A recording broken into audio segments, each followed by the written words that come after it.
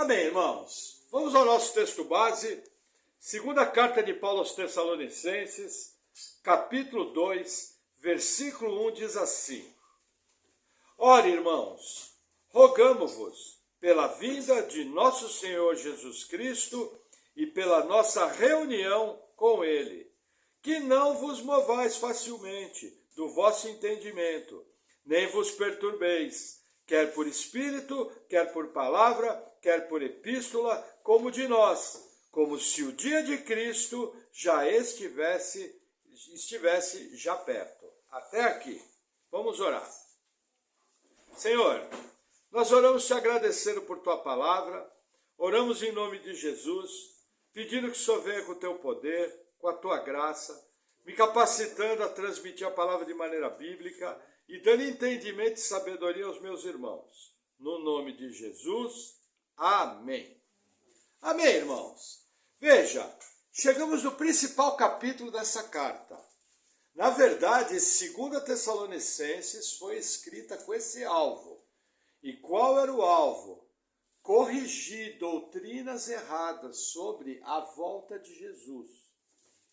E Paulo já abre o segundo capítulo, veja, orientando, chamando a atenção deles. Olha, vocês não se perturbem, não sejam enganados, não fica movendo a sua mente para lá e para cá, como se o dia de Cristo, o dia de Jesus já tivesse vindo. Curiosamente, Paulo vai abrir o discurso da mesma maneira que Jesus abriu Mateus 24, que fala do mesmo tema. E Jesus fala para as pessoas não serem enganadas. Qual é a questão aqui? Principalmente do século XVIII para cá, as principais seitas, a principal área de atuação delas está sobre a segunda vinda de Jesus. As maiores aberrações que aconteceram na igreja estão ligadas principalmente à volta de Cristo. Vou dar um exemplo. Por exemplo, a igreja adventista do sétimo dia. Eles tiveram profecias de que Jesus iria voltar em 1844. E eles passaram a ensinar isso de maneira consistente. Essa falsa profecia se espalhou por vários lugares dos Estados Unidos. O que aquilo acarretou? Tiveram famílias que venderam seus negócios, tiveram famílias que venderam suas propriedades, porque acreditaram piamente que Jesus ia voltar em 1844. O que aconteceu? 1844 chegou, a data marcada chegou e Jesus não voltou. Duas situações aconteceram. O camarada que teve a primeira visão sobre isso, o nome dele, se eu não me engano, era Miller, ele teve a humildade de se arrepender, confessar o seu pecado e dizer que ele tinha cometido um erro grosseiro e se afastou da seita. Só que o resto da seita não voltou atrás. E apegados a uma falsa profeta chamada Ellen White. Por que eu falo falsa profeta? Porque as suas profecias, boa parte delas foram erradas.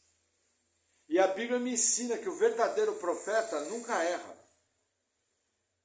Só que a igreja adventista do sétimo dia se apegou nos escritos de Ellen White, disse que na verdade Jesus ele não tinha voltado, eles tinham se enganado, que não era visivelmente. Disseram que Jesus tinha vindo para entrar no Santo dos Santos, lá do céu. Geraram uma segunda heresia, porque o livro de Hebreus fala que Jesus entrou no Santo dos Santos após a sua crucificação e ascendeu aos céus.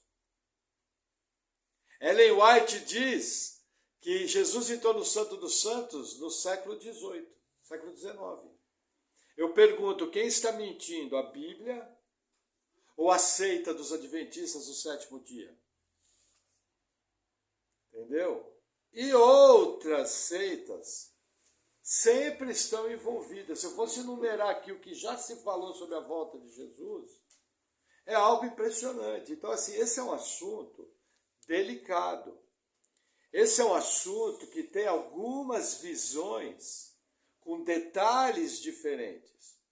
Todas as igrejas cristãs verdadeiras acreditam que Jesus vai voltar, acreditam que vai haver um arrebatamento, acreditam em novo céu e nova terra, acreditam que vai haver um milênio. O que muda é a ordem das coisas. Mas todas elas, em cima da Bíblia, têm a mesma visão. Porém, a Bíblia deixa uma certa faixa onde você fica na dúvida, o que vem primeiro. Mas assim, não resta dúvida sobre o arrebatamento, a ressurreição dos santos, a eternidade. Não resta dúvida sobre os fatos. O que você fica na dúvida é sobre a ordem, mas o próprio Jesus falou que aquele dia e hora ninguém sabe, a não ser o Pai que está nos céus. Então Paulo abre a carta aqui, já chamando a atenção dos Tessalonicenses. Por quê? Porque os Tessalonicenses estavam achando que a segunda vinda já tinha acontecido e que eles tinham perdido a salvação e que tinham ficado para trás. Isso trouxe uma inquietação enorme para a igreja. E da onde eles tiraram isso? Veja, tem uma série de motivos. O primeiro deles é que Paulo havia falado sobre as tribulações que aconteceriam no final dos tempos. Os Tessalonicenses estavam passando por perseguição. Quando eles viram aquela perseguição, eles acharam, opa, será que não é a grande tribulação? Será que o final dos tempos já não chegou? Qual outro motivo que aconteceu? Veja, aqui é uma igreja grega. E é uma igreja com mentalidade grega. A mentalidade grega é assim: tudo que é material, tudo que é físico, tudo que envolve o corpo é mal. Tudo que é perfeito faz parte do mundo invisível. Essa é a mentalidade grega. Inclusive, Jesus ressuscitar num corpo humano, para a mentalidade grega era um absurdo. Porque se a matéria é má, como que Deus veio habitar numa matéria má? A ressurreição, então, é um absurdo, porque para o grego, quando a pessoa morria, era uma libertação da matéria. Ela ia para um outro campo, o campo espiritual. Então, não bastasse Deus ter vindo num corpo material, Deus ressuscitou. E aí isso parafusava a cabeça dos gregos. Então o que eles achavam? Eles achavam que a segunda vinda tinha acontecido espiritualmente. E isso começou a trazer muita inquietação para a igreja. Que mais que eu marquei aqui? Veja, Paulo fala que é muito importante eles manterem a mente correta. Olha como abre o versículo 2. Que não vos movais facilmente do vosso entendimento, nem vos perturbeis. Aí ele vem primeiro, quer por espírito. O que é quer por espírito? Por profecia. Espírito aqui pode ser traduzido por profecia. Então, primeira coisa que Paulo falou, mantenha a mente firme. Mesmo que alguém vier e dar uma profecia sobre a segunda vinda, não se movam daquilo que eu ensinei. Olha que interessante. Se os adventistas do sétimo dia tivessem simplesmente obedecido a palavra, eles rejeitariam a falsa profecia de Miller e as falsas profecias de Ellen White. E ninguém teria tido prejuízo. Era simples, chegar a falar, olha, o próprio Paulo, quando fala do assunto, fala para nós não mover o nosso entendimento, não se movimentar por profecia. Simples assim, se começar alguém a falar o que não deve. Lembra que Jesus falou, se disserem, eis o Cristo aqui, eis o Cristo ali, não vão atrás, porque não será assim. Jesus falou. Mateus 24, Jesus avisa isso. Que mais que ele fala? Vamos continuar mais um pouquinho no versículo 2. Quer por palavra. Aqui entra uma outra questão. Pelo ministério dos falsos mestres. Primeiro problema da igreja dos Tessalonicenses, os falsos profetas. Segundo problema, os falsos mestres. Mestres infiltrados da igreja começaram a ensinar o que não deve. Qual foi o erro da igreja? A igreja tinha que falar, peraí, mas Paulo não ensinou isso? Da onde que você está tirando isso? Com que autoridade apostólica você está ensinando isso? Hoje em dia, depois nós vamos conversar um pouquinho sobre isso, a igreja é atacada por uma série de novas doutrinas que desviam da verdade. Porque falta firmeza na palavra. Porque falta convicção. E isso aí tem se repetido na história. Veja, a igreja não pode se abrir para falsos mestres. É um perigo. Se abrir para falsos mestres destrói vidas. E muito do que se ensina hoje é ministério dos falsos mestres. Não apenas falsos profetas, eles trabalham juntos. Por isso que a igreja tem que ter uma confissão de fé, a igreja tem que ter uma linha doutrinária, a igreja tem que ter uma teologia firme. Qual é a ferramenta do diabo para acabar com isso? O diabo espalhou de maneira errada a seguinte frase: a letra mata, mas o espírito vivifica. Aí aquela beleza, né? Ninguém estuda nada, ninguém tem firmeza, aí começa a levantar a turma, dá profetada, o outro. Aí vira uma bagunça a igreja, e a igreja se perde. Entendeu? Que mais que ele fala aqui? Quer por espírito, quer por palavra, quer por epístola, como de nós. O que acontece? Homens malignos escreveram cartas para a igreja dos Tessalonicenses, dizendo que era Paulo, para trazer falso ensino para a igreja. Como que ocorre isso hoje em dia? Hoje em dia se escrevem muitos livros com doutrinas não bíblicas, e esses livros se tornam populares dentro da igreja. E tem muito crente acreditando em coisas de espiritismo, de nova era, de budismo, de filosofias de homens, por causa de livros da moda. Coisas que não estão na palavra. Lembra que eu falo que o mesmo ambiente espiritual da igreja de Tessalônica é o mesmo ambiente neopagão dos dias de hoje? É o mesmo. Agora, o que protege a igreja? O ministério dos mestres e pastores. A alma da igreja é o ministério dos mestres e pastores. Se corromper o ministério dos mestres e pastores, acabou a igreja. Pode fechar.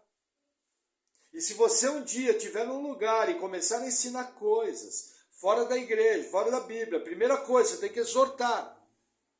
Segunda coisa, você tem que levar o caso para os irmãos e procurar, isso aqui estão ensinando errado. Terceira coisa, não resolveu? Você tem que sair da igreja e procurar uma igreja bíblica, para que a sua vida não seja destruída.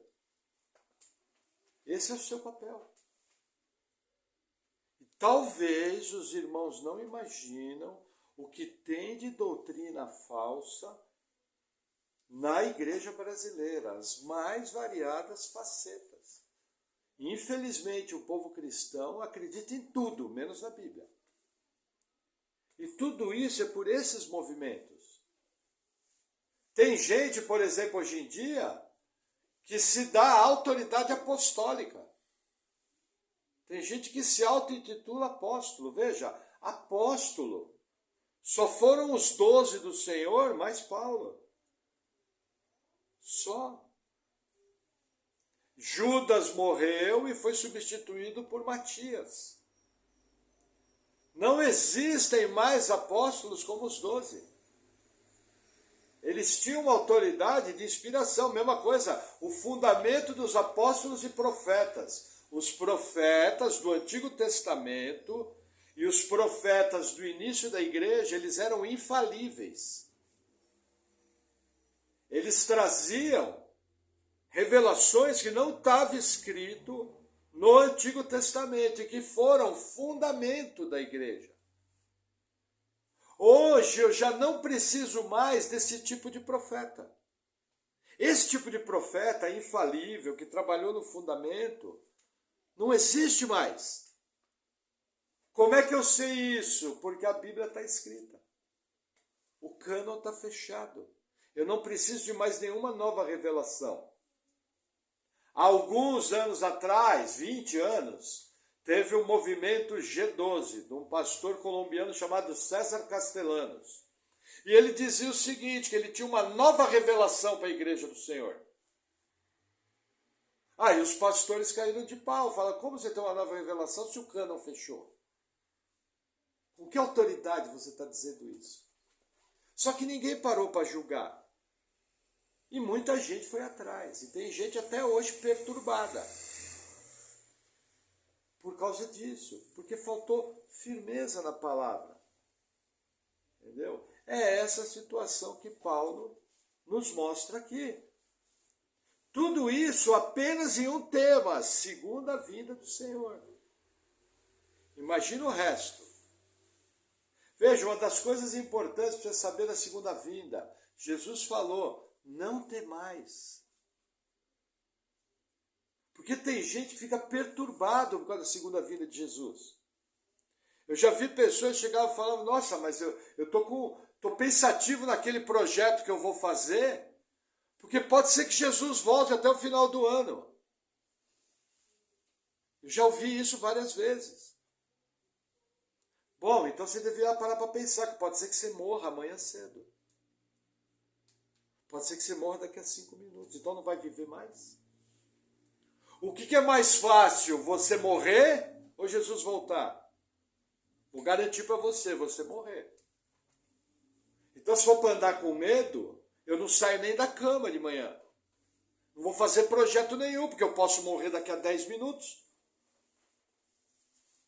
A segunda vinda, a mesma coisa, eu não tenho que ter medo, eu tenho que estar preparado, eu tenho que estar tranquilo. E qual que é a preparação para a segunda vinda? Nascer de novo, ser filho de Deus. Essa é a única preparação. Apenas essa. Mas pastor, se eu tiver em pecado, sobe do mesmo jeito. Só que você vai responder a consequência disso no tribunal de Cristo, vai perder galardão. Mas quem comprou você foi Deus. Então, como ele comprou, ele leva. Então, assim, gente, viver tranquilo. Nós vivemos hoje em dia uma época maluca. Com vários indícios de profecia se cumprindo. Mas você tem que estar tranquilo, numa boa, vivendo a vida normal. Entendeu? Você tem que, na verdade, estar apressando a vinda do Senhor. Como? Buscando santidade, buscando mais ao Senhor, buscando se consagrar mais. Dessa maneira. Amém?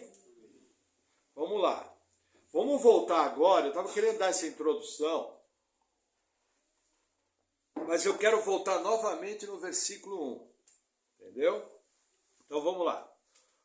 Versículo 1. Ora, irmãos, rogamo-vos pela vinda de nosso Senhor Jesus Cristo e pela nossa reunião com Ele. O que Paulo está falando aqui? Olha, agora eu vou falar sobre a volta de Jesus e a nossa reunião com Ele. O que acontece aqui? Paulo vai falar do arrebatamento. É disso que ele vai falar. Gente, eu quero agora colocar alguns pontos sobre o arrebatamento. E aí o que ele fala? Vamos recapitular um pouquinho, vamos voltar? 1 Tessalonicenses capítulo 4, vira aí uma página. 1 Tessalonicenses capítulo 4. Versículo 13. Não quero, porém, irmãos, que sejais ignorantes acerca dos que já dormem, para que não vos entristeçais como os demais, que não têm esperança. Quem já dorme é quem morreu em Cristo, tá? Porque se cremos que Jesus morreu e ressuscitou, assim também aos que em Jesus dormem, Deus os tornará a trazer com ele.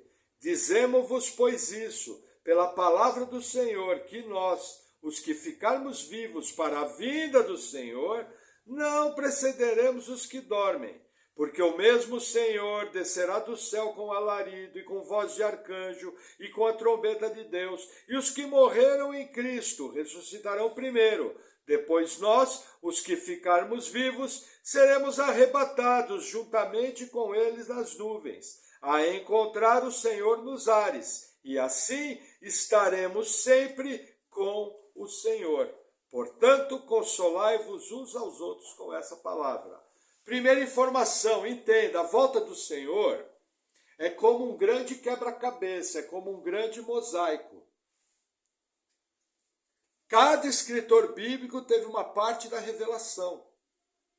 Desde o Antigo Testamento, os profetas já começaram a falar sobre o dia do Senhor.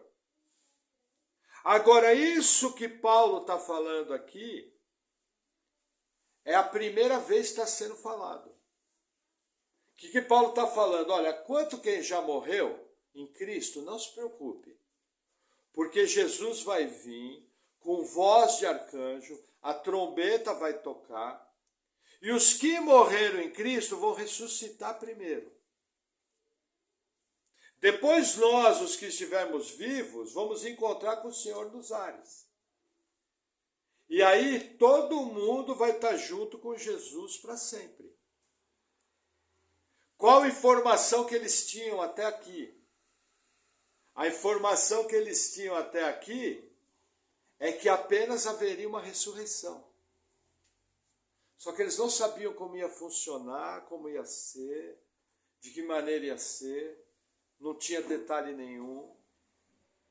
Entendeu? Eles tinham também a narrativa de Mateus 24, mas Mateus 24 dá um outro aspecto da narrativa. Que mais que Paulo falou? Vamos rodar mais um pouquinho. 1 Coríntios 15. Você volta, passa por Efésios, passa por Gálatas, vai chegar em 2 Coríntios, e aí você vai estar em 1 Coríntios 15. É bem pertinho. Versículo 51.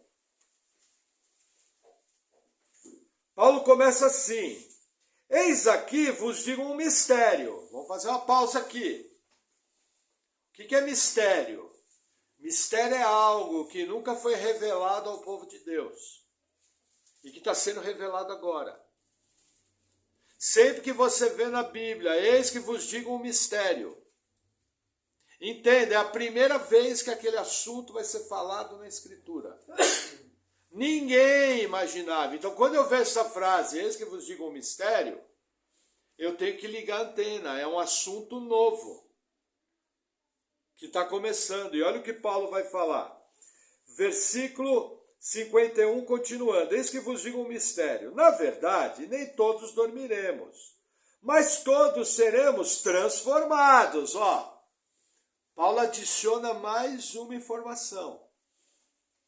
Tessalonicenses, ele falou, olha, quem morreu primeiro vai ressuscitar.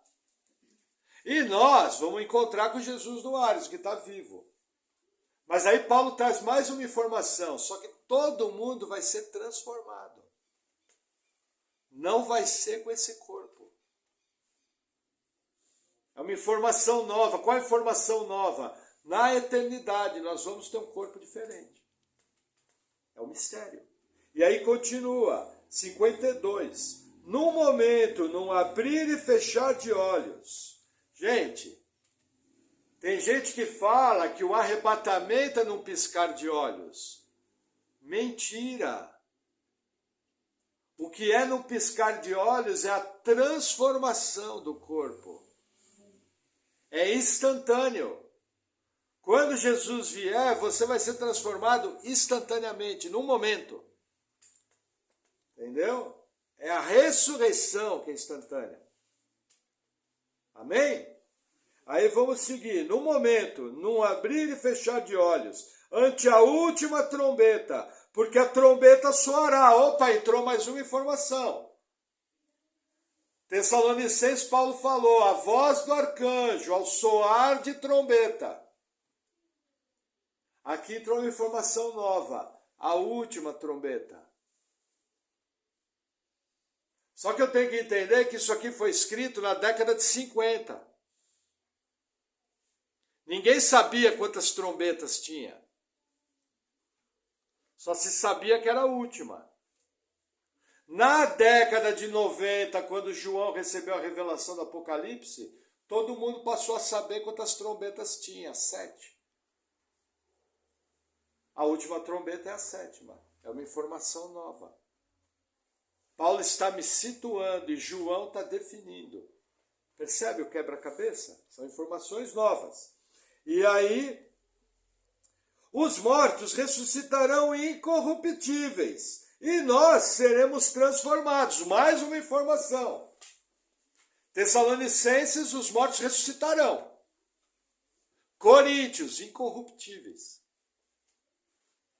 Um corpo perfeito. E aí Paulo explica como é que vai ser o arrebatamento. Os vivos vão ser transformados. E aí ele completa no 53 explicando o motivo. Porque convém que isso que é corruptível se revista de incorruptibilidade e que isso que é mortal se revista da imortalidade. Ele fala o seguinte, esse corpo do pecado não pode entrar no céu. Você tem que ser transformado. Percebe? Uma série de informações novas. Última trombeta, num piscar de olhos transformados, vai receber um corpo incorruptível. Quem está vivo, o corpo transformado. Veio somando. Amém? Que mais que eu somo? Mais uma informação. Vamos lá, Mateus 24. Eu já fiz a exposição de Mateus quando eu estava em 1 Tessalonicenses. Então eu não vou expor de novo Mateus 24, tá? Procure no canal da igreja que tem exposição desse capítulo lá. Mas olha que interessante. Mateus 24, 4. Olha como Jesus abre. E Jesus respondendo disse-lhes, acautelai-vos que ninguém vos engane. Olha as heresias. Olha os enganos. Começou que nem Paulo. Não vos perturbeis. Entendeu? E aí, Jesus vai falar, porque muitos virão em meu nome, dizendo eu sou o Cristo, e enganarão a muitos. E ouvirei de guerras, rumor de guerras, olhai, não vos assusteis. Aí ele vem contando uma série de profecias. Entendeu? Vem contando o desenrolar da história. Aí ele vai falar no versículo 15 do abominável da desolação do profeta Daniel. E nós vamos ver junto é o anticristo.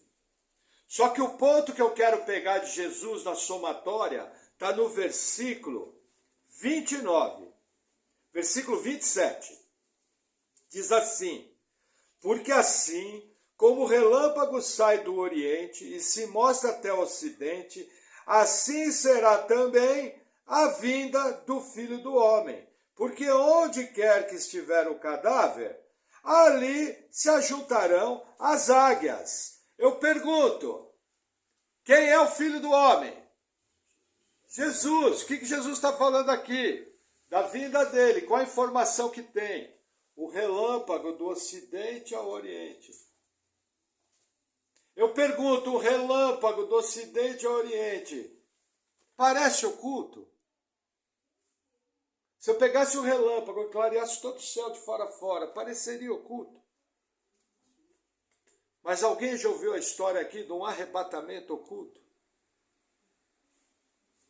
Tem gente que ensina isso, os filmes ensinam isso.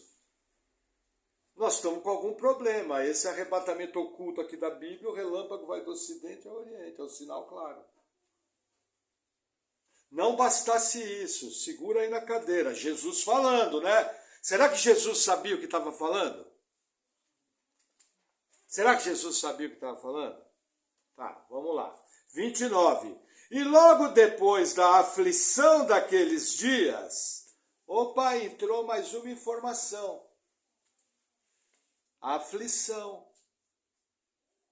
O que Paulo tinha ensinado para os Tessalonicenses? Tribulações.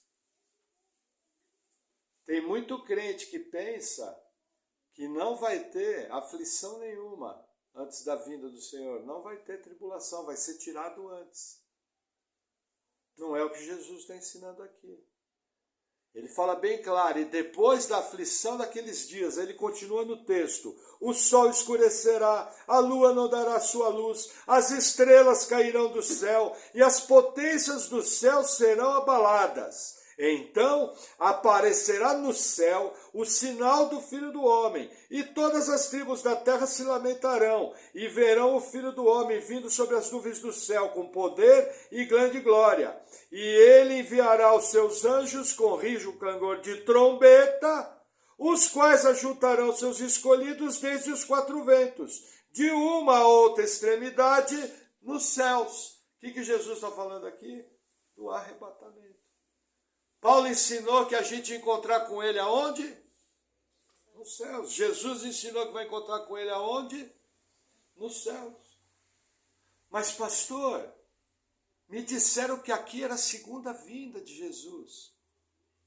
Quando Jesus viria para a terra. Alguém aqui já ouviu isso? Mas olha que interessante. Então eu tenho um problema, porque na narrativa de Jesus, ele continua contando a história. Porque após essa passagem aqui, Jesus vai falar da parábola dos dois servos, da parábola das virgens, da parábola dos talentos. E aí ele vai encerrar a narrativa da sua segunda vinda, voltando para a terra. Vamos lá, Mateus 25, versículo 31. E quando o Filho do Homem vier em sua glória, e todos os santos anjos com ele, então se assentará no trono da sua glória, e todas as nações serão reunidas diante dele, e apartará um dos outros, como o pastor aparta dos bodes e das ovelhas. Vamos só para ter uma ideia. Versículo, só um minutinho, versículo 34. Então dirá o rei aos que estiverem à sua direita: vinde, benditos do meu Pai, possuí por herança o reino que vos está preparado desde a fundação do mundo. Vamos ler o 41. E dirá também aos que estão à sua esquerda: apartai-vos de mim, malditos, para o fogo eterno, preparado para o diabo e seus anjos. Qual é o quadro aqui? Jesus veio para a terra, se assentou no seu trono. Ele veio com os santos e com os anjos. Quem estava na terra vivo, na chegada de Jesus, foi separado em dois grupos, ovelhas e bodes. As ovelhas vão entrar no reino. Os bodes vão ser lançados no inferno. Assim que Jesus termina a narrativa. Qual que é a primeira narrativa? O sol escurecerá, a lua não dará sua luz, as estrelas cairão do céu, os poderes do céu serão abalados, as cidades serão removidas. E aí os quatro anjos, os anjos dos quatro cantos, reunirão os escolhidos para o céu. É outra narrativa. Na primeira, Mateus 24, do 29 ao 31, está sendo falado do arrebatamento. A segunda, quando Jesus vier à terra iniciar o milênio e a eternidade. São narrativas diferentes. Agora veja que interessante, vamos rapidinho para o último livro da Bíblia, livro do Apocalipse, capítulo 7. Na verdade, pode abrir Apocalipse 6. Vocês vão ver que legal aqui.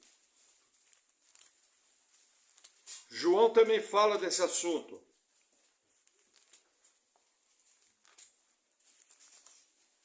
Olha que interessante. Apocalipse 6, versículo 12. Diz assim: e havendo aberto o sexto selo, olhei, e eis que houve um grande temor de terra, E o sol tornou-se negro como saco de cilício, e a lua tornou-se como sangue, e as estrelas do céu caíram sobre a terra, como quando a figueira lança de si os seus figos verdes, abalada por um vento forte. E o céu retirou-se como um livro, que se enrola, e todos os montes e ilhas foram removidos dos seus lugares. E os reis da terra, os grandes, os ricos, os tribunos, aí ele vai continuar dizendo que eles entraram em pavor. Que narrativa que é essa aqui? É a mesma de Mateus 24. Sol escureceu, grande tremor de terra. Entendeu? No sexto selo veio o grande aviso cósmico. O que Jesus dá a ordem? Jesus fala: o relâmpago do ocidente ao oriente, o sol escureceu, a lua não dá luz, a estrela cai do céu, e aí vem o arrebatamento. O que o João fala? João fala a mesma coisa. Aí você pergunta, pastor, e o arrebatamento? Vira a página, capítulo 7. Nem precisa virar a página na minha Bíblia. Versículo 9. Depois dessas coisas olhei, e eis aqui uma grande multidão, a qual ninguém podia contar, de todas as nações e tribos e povos e línguas, que estavam diante do trono e perante o Cordeiro, trajando vestes brancas e com palmas às suas mãos, e clamavam com grande voz, dizendo: salvação ao nosso Deus, que está sentado no trono, e ao Cordeiro. Aí vamos um pouco mais à frente. Versículo 13. E um dos anciãos me falou, dizendo: estes que estão vestidos de vestes brancas, quem são e de onde vieram? E eu disse-lhe: Senhor, tu sabes. E ele disse-me: estes são os que vieram da grande tribulação e lavaram as suas vestes e as branquearam no sangue do Cordeiro. Como que eles chegaram ali? Via arrebatamento. Vieram da onde? Da grande tribulação. A mesma ordem de Jesus. Jesus falou: e depois da aflição daqueles dias, o sol escurecerá, a lua não dará sua luz, as estrelas cairão do céu, os montes e as ilhas serão removidos do lugar. O que João fala no sexto selo? O mesmo sinal. Qual é o próximo quadro? Arrebatamento da igreja. Lógico, lembrando, você pode entrar no canal da igreja, que todo esse capítulo está explicado versículo a versículo, com muito mais detalhe. Aqui eu estou dando um apanhado muito geral, muito básico. Não tem nem como falar muito do assunto. Mas o que eu quero te mostrar aqui?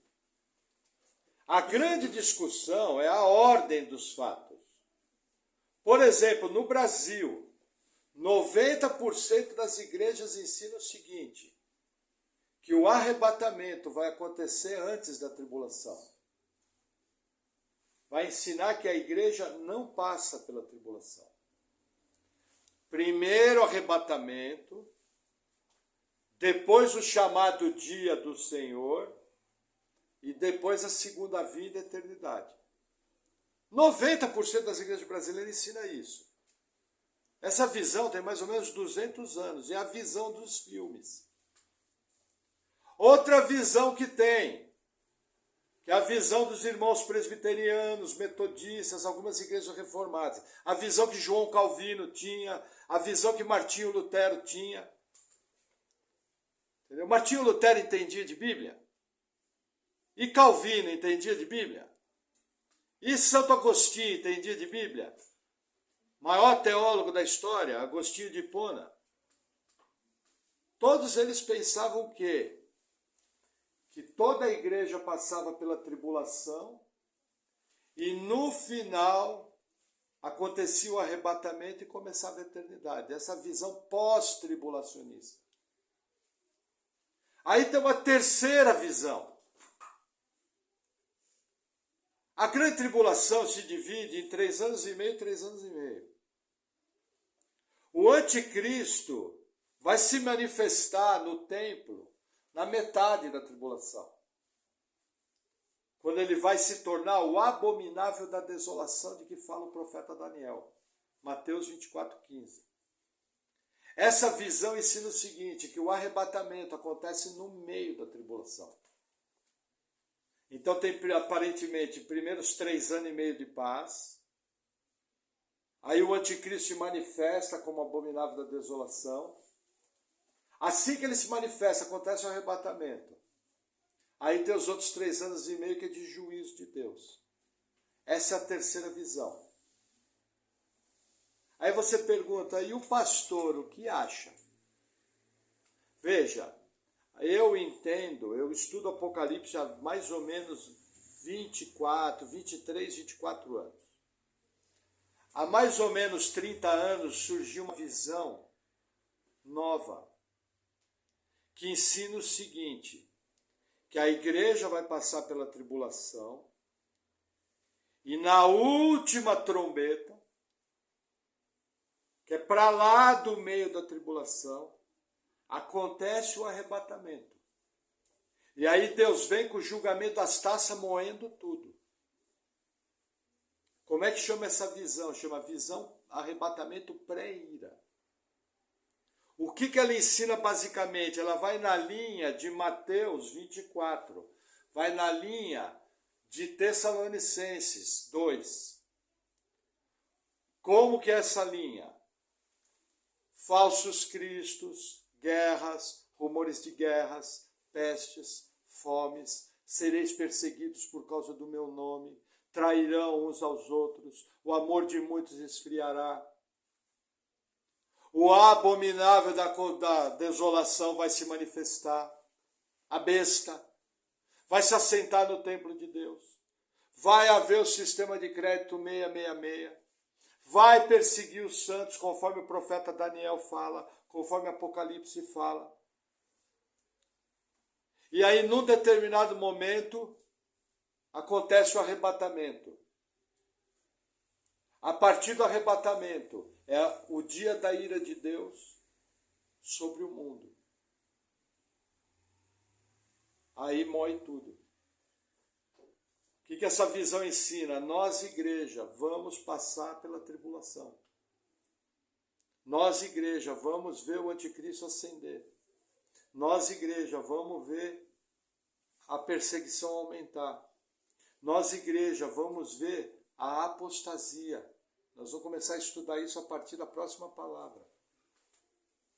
Essa ordem é uma ordem que vem do próprio apóstolo Paulo. Vamos voltar rapidinho. 2 Tessalonicenses 2, volta lá.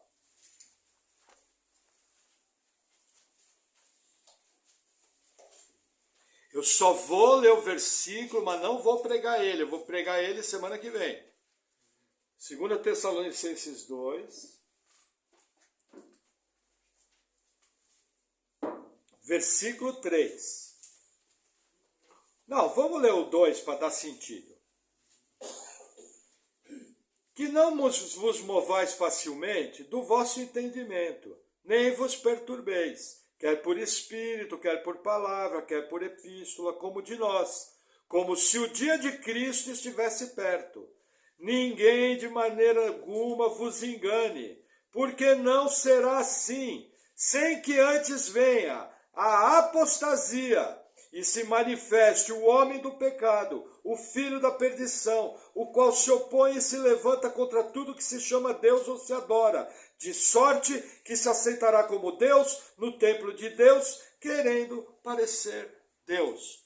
O que é necessário acontecer antes do arrebatamento? A apostasia, o amor de muitos esfriar, como Jesus fala. E a manifestação do homem da iniquidade, o filho da perdição. A narrativa de Paulo é idêntica de Jesus. Paulo e Jesus concordam, é idêntica à narrativa do Apocalipse. Entendeu? O problema é que a nossa teologia da segunda vinda é teologia de filme. Que, aliás, são muito legais. Os filmes são ótimos. Eu já assisti 300 vezes os filmes. E vou assistir mais 300. Só que eu sei que aquilo não é verdade. Entendeu? Mas no Brasil, a teologia de segunda vinda é a teologia do deixados para trás. É a teologia do ladrão da noite. Que são de igrejas que ensinam o arrebatamento antes da tribulação. Só que ensinar o arrebatamento antes da tribulação vai contrário ao que Paulo ensina, ao que Jesus ensina. Paulo é bem claro, olha, não vos movais. É necessário que primeiro venha a apostasia. E depois se manifeste o filho da perdição, o homem do pecado, que é o anticristo. Do que ele está falando? Versículo 1, da nossa reunião com ele nos ares, no dia de Cristo. É o arrebatamento. Bem simples. Entendeu? Qual que é a questão aqui? A questão aqui não é estudar isso aqui com medo. Não é estudar isso aqui com temor. É estudar para saber o que eu tenho que fazer. Como me posicionar? Qual é a ordem dos fatos? Quando eu acordei para essa visão aqui, eu tomei um susto, porque o primeiro pastor que eu vi falar disso falou o seguinte, olha, garanto para vocês que Jesus não vai voltar nem amanhã, nem até o final do ano. E eu vou falar a mesma coisa para vocês, Jesus não vai voltar, nem amanhã, nem até o final do ano.